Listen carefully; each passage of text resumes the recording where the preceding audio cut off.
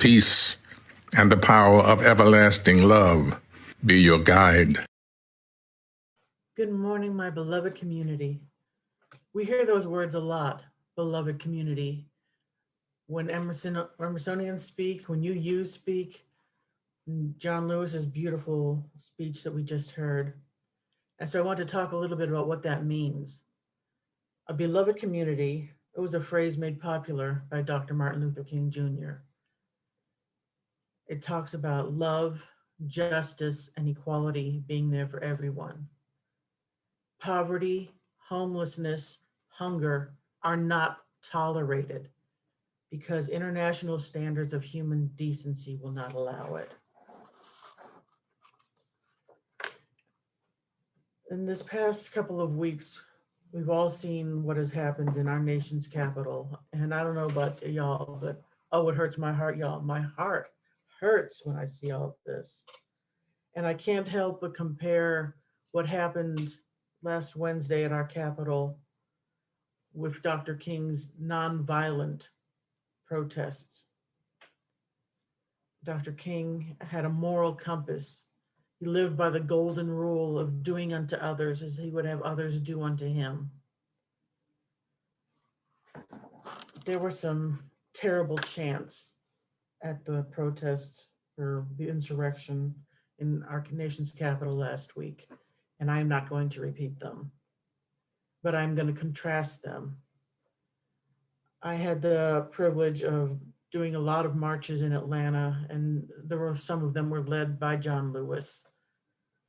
At one protest that started at the Center for Civil and Human Rights in Atlanta, I had secured a space behind the stage because it was raining that day and I didn't want to get caught in the rain.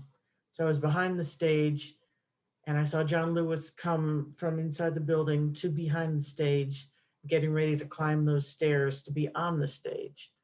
And as soon as he climbed those stairs, the crowd started chanting, "We love you, John. We love you, John." And this went on for about 5 minutes. I have never seen anything like that, but it was a good chant. And we all felt connected to each other. We felt connected to the past with John Lewis's struggles and Dr. King's struggles. It was a good chant. Our chalice lighting today with the words of L.R. Nost end in, "The broken world waits in darkness for the light that is you."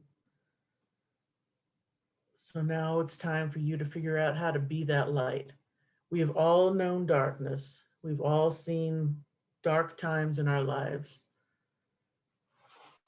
But we've also all seen someone reach out to us, somebody who sent a meal, sent a card, hugged us.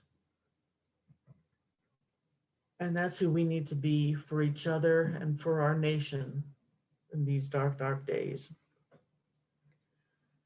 I also want to talk to you about a different march that I was on back in 2015. It was called America's Journey for Justice, put on by the NAACP.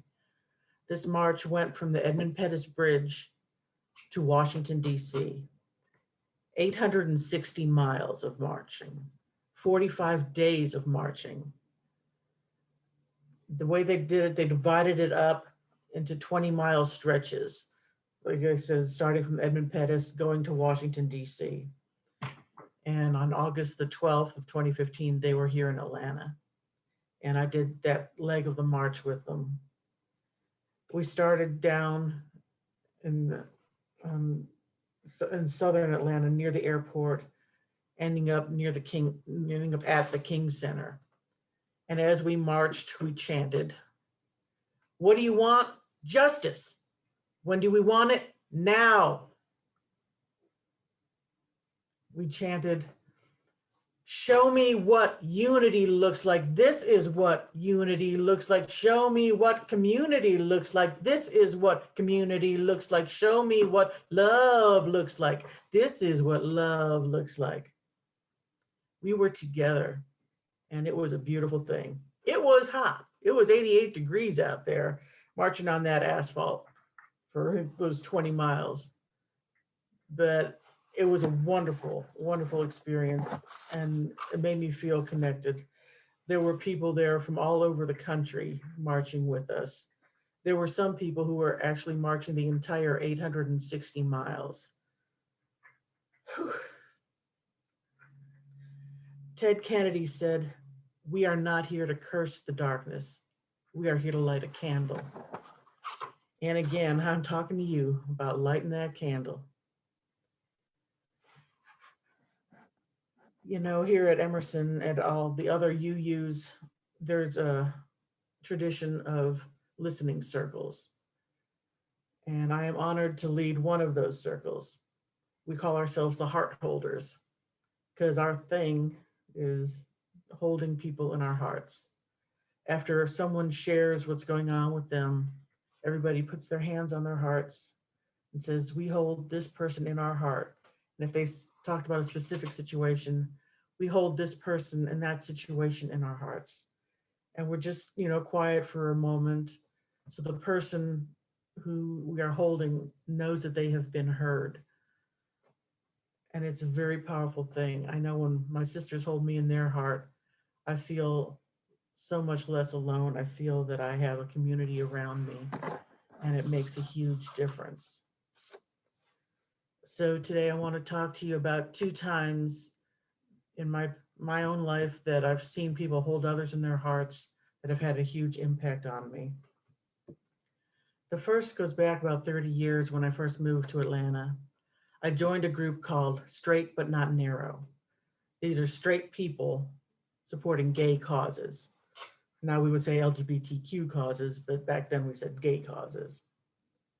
And we marched in the Pride Parade. I'm going to show you my shirt. Ta-da, my Straight But Not Narrow shirt. So we wore our shirts and we marched in the parade and everybody cheered. And when we got to Piedmont Park, we shared a tent with PFLAG. For those who don't know, PFLAG stands for Parents and Friends of Lesbians and Gays. They help gay people come out. They help their family members who are having issues with it to accept and understand what's going on with their loved ones. It's a beautiful group. Well, we were sharing a tent with them, and I saw somebody put up a hand-printed sign on an 8.5 by 11 piece of paper. It said "Free Hugs." And I rolled my eyes, and I thought, these people are crazy. Free hugs. Look at that little bitty sign. I ate my words. I had no idea how powerful this was. And the line began to form. And the line kept going. And when it was time for my break, after I'd done my time at the tent, I went out to get something to drink. And I kept seeing the line and seeing the line. When I got near the end of it, I heard somebody ask someone in the line, "Well, what's this line for?" And they said, "Oh, it's the hug line." And people got in the back of it. I am heartbroken even now to think of how many people stood in line for an hour or more in the hot Georgia sun for the chance to be hugged by someone else's mother or father. And I have not forgotten it. The other thing I want to share with you is a point of personal privilege. I want to tell you about my paternal grandmother, Vivian Preston. She was a vivacious woman. She always wore bright colors, and her prayers were not, "God give me this, God give me that." It was, "Thank you, Lord, for that beautiful purple flower." That's who my grandmother was. Well, she died suddenly, and she was lying in repose at the funeral parlor. And unbeknownst to the family, the homeless population of Barberton, Ohio came to the funeral parlor to pay their respects. They knew her because they saw her all the time at the soup kitchen. They saw her all the time in the park. They talked to her, and more importantly, she talked to them. She knew all their names. She knew all their life stories, and she always made time to speak to them. For the invisible, having someone call you by your name is a very powerful thing, and it's very life affirming. If you're invisible, you think nobody sees you. but my grandmother saw them and acknowledged them. You know, she didn't have a lot of money. It's not like she was giving them money to talk to her. She just spoke their names, held their hands, and it made a huge difference. What a legacy. I am so proud to be descended from a woman like that. Those are big pumps to fill. In these times of COVID, as you all know, when you go out, you have to wear a mask. That's just our reality these days. So my masks of choice are Black Lives Matter masks. I go out with my mask on in the pasta aisle, but I'm very aware that I'm representing something, that I can't just sort of be choosing between this pasta sauce or that one or whatever. I am proclaiming on my face that Black Lives Matter. And I can tell you that every time I go out, every time someone comes up to me, sometimes they just say, "Hey, I like your mask." Sometimes they nod at me. A couple days ago, the woman at the Publix deli counter did me a fist bump. Boom. The people behind the Publix deli counter said, "Thank you for wearing that. We like that mask." And I said, "I got to represent." And they smiled, and we all did our fists. One woman came up to talk to me about her fears for her Black son. None of these things would have happened. None of these connections would have been made if I'd been wearing a neutral mask. So I very proudly wear my Black Lives Matter masks, and I do it with intention. You know, for a white person, proclaiming Black Lives Matter comes with a huge responsibility. And I take that responsibility very seriously. We've all seen the video of the death of George Floyd, Breonna Taylor, Ahmaud Arbery, and so many more. As white people, sometimes we can say, "Oh, that's terrible," but then step back, because that's the death of the other. That person doesn't look like us, so maybe it doesn't affect us. And while I will definitely say that I do believe that my Black brothers and sisters are affected more by this, it needs to affect us. Dr. King called for all of us to march together. He called out white people specifically. You need to march with the Black people in your neighborhoods, in your cities. John F. Kennedy said, "One person can make a difference, and everyone should try." So I urge all of you to leave the comfort of your little bubbles, to go out into the streets, to be intentional, to not pat yourself on the back for the books you've read or the documentaries you've seen. Get out of your comfort zone. Get your head out into the streets. And I know it's hard in these times of COVID. You know, we can't really gather the way that we would like to, the way I would like to. I guess I shouldn't put words in your mouth. But there is no substitute for empathy. I call on you all to be more than an ally, to be an accomplice. This little light of mine, I'm gonna let it shine. Oh, this little light of mine, I'm gonna let it shine.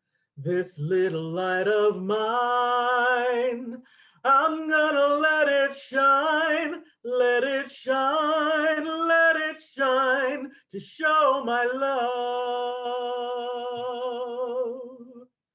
Hide it under a bushel, no, no, no, let it shine.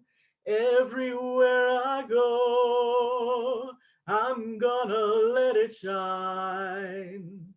All around my neighborhood, I'm gonna let it shine, let it shine, let it shine. You shine yours, I'll shine mine.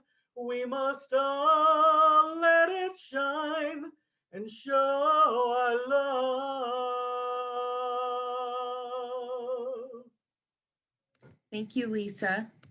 Our closing